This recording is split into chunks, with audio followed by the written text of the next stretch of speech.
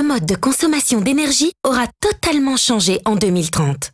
L'approvisionnement en énergie centralisée sera devenu décentralisé. Tous les ménages auront recours aux énergies éoliennes et solaires. Quoi de plus logique, direz-vous? Ces énergies sont déjà d'actualité. C'est vrai, mais en 2030, chaque ménage produira individuellement ses propres énergies, les contrôlera personnellement et déterminera lui-même la quantité d'énergie qu'il souhaite restituer au fournisseur. Dès lors, le client ne sera plus seulement un consommateur et l'entreprise énergétique ne sera plus seulement un fournisseur. Le client déterminera lui-même sa consommation personnelle et sera en mesure de la gérer. Il pourra donc indiquer avec précision la quantité d'énergie qu'il souhaite restituer ou vendre. Le fournisseur d'énergie revendra alors l'énergie à une autre personne, par exemple un voisin. Les prix fluctueront constamment vu que la provenance de l'énergie sera à chaque fois différente. Les ménages seront étroitement liés les uns aux autres par le biais des dénommés Smart Grids. Les producteurs d'énergie indépendants s'échangeront de l'énergie et transféreront les éventuels surplus vers le réseau, vers la borne de chargement d'un véhicule électrique ou vers un autre client. Le prix sera donc flexible. Des appareils négocieront le prix de l'électricité. La voiture jouera un rôle prépondérant. Elle servira en effet de tampon pour le stockage de l'énergie. L'énergie produite par l'habitation mais non consommée durant la nuit par exemple, servira à charger la voiture. Et en cas de pénurie temporaire, la voiture fournira de l'énergie supplémentaire à l'habitation. Les machines à laver seront devenues à ce point intelligentes qu'elles détermineront elles-mêmes le meilleur moment de la nuit pour lancer un cycle de lavage. Nous n'aurons donc pas seulement des réfrigérateurs qui nous avertiront lorsque notre réserve de lait sera épuisée, mais aussi une habitation pleine d'appareils ménagers qui nous feront économiser de l'argent.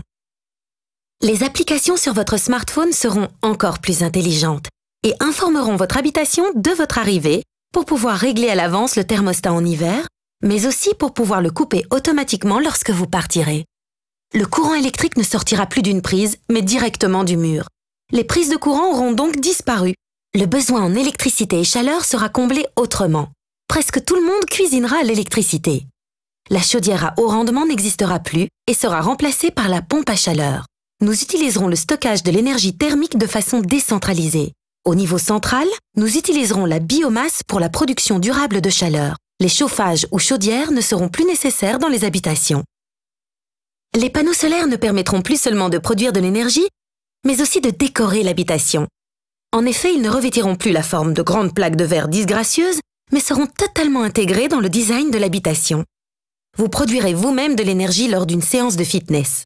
Vous stockerez sur votre carte de crédit énergétique l'énergie produite en roulant à vélo ou en courant, et vous pourrez ensuite l'utiliser pour alimenter votre scooter et rentrer chez vous. Stationner votre véhicule en ville vous permettra d'économiser de l'argent. En effet, l'énergie produite en roulant pourra être transférée dans le parc-mètre. Donc, au lieu de payer, vous gagnerez de l'argent. La quasi-totalité des Européens se déplaceront à bord de véhicules électriques et toutes les nouvelles constructions seront équipées d'une borne et le chargement ne durera pas plus de 2 heures. Les prix de l'énergie seront flexibles. Vous ne paierez plus de taxes sur l'énergie que vous produirez vous-même. Et la dépendance aux prix mondiaux du pétrole aura totalement disparu. Plus de facilité pour tout le monde. En 2030, nous approvisionnerons la Belgique en chaleur et en électricité grâce à des projets énergétiques centralisés et décentralisés.